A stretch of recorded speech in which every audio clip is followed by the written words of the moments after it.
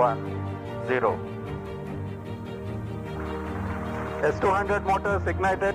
Plus 5 seconds. S200 boosters का सफलतापूर्ण प्रज्वलन और LVM-3M5 का उत्थापन द्वितीय प्रमोचन मंच से। We have a magnificent liftoff, the LVM-3M5 CMS-03 mission in the air. The simultaneous thrusting of the twin S200 motors is indeed a sight to behold.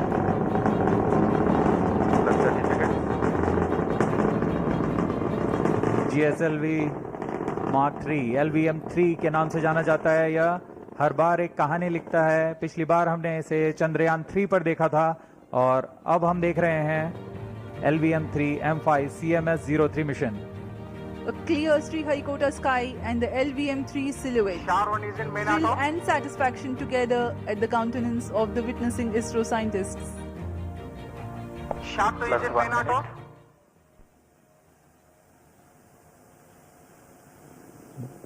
दोनों step-on boosters S200 boosters सामान्य निष्पादन करते हुए अपने उद्दिष्ट कक्षा की ओर बढ़ रहे हैं। यान को उद्दिष्ट कक्षा की ओर ले जाते हुए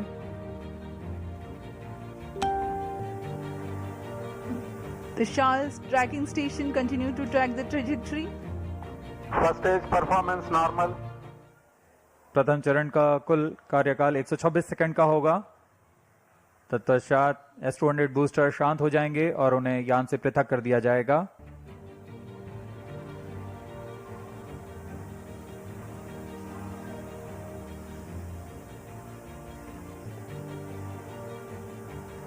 इस कड़ी में अगला चरण L110 चरण का प्रज्वलन है। L110 engine started.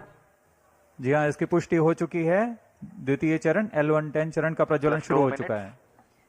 We have a confirmation from the Range Operations Director that the second stage L110 has commenced its operation. L110 engine performance normal. The two Vikas engines together generating 1600 kilonewtons thrust in its high thrust version. S200 motors separated. Range operation निदेशक ने भी इसकी पुष्टि की।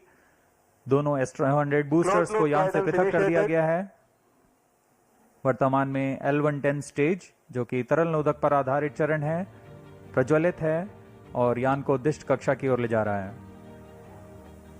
We have had the separation of the S200 motors and L110 is currently thrusting. तरल नोदक पर आधारित यह चरण उच्च प्रणोद वाले विकास इंजन की मदद से कुल 1600 किलोन्यूटन का प्रणोद उत्पन्न कर रहा है। इंजन की अधिकतम प्रभावी क्षमता प्राप्त करने के लिए इसमें ईंधन और ऑक्सीडाइजर का खास अनुपात में मिलाकर प्रज्वलित किया जाता है। इस चरण का प्रज्वलन काल कुछ 200 सेकंड का होगा। Performance normal.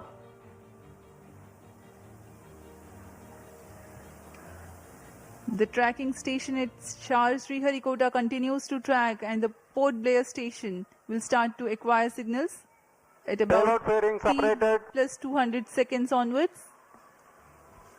Now we have a separation of payload fairing. जी हाँ, अब यान 115 किलोमीटर की ऊंचाई प्राप्त कर चुका है और इस वजह से यह घने वातावरण से बाहर जा चुका है। अब ऊष्मा कवच की आवश्यकता नहीं रह जाती, इसलिए इसे यान से पृथक कर दिया जाता है। The payload fairing has been jettisoned as the rocket has cleared the dense